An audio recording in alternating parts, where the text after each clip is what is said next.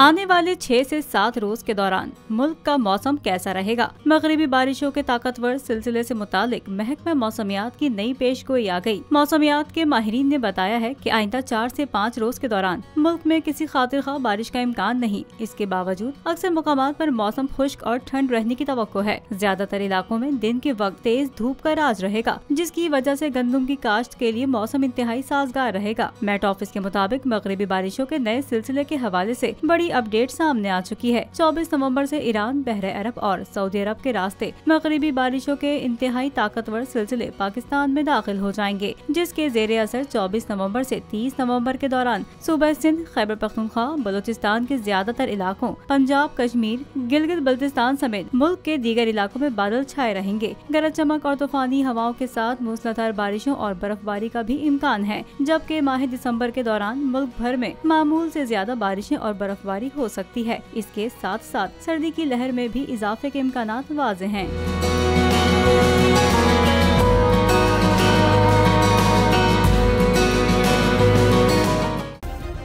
Subscribe करें और bell दबाएं ताकि कोई खबर रह न जाए।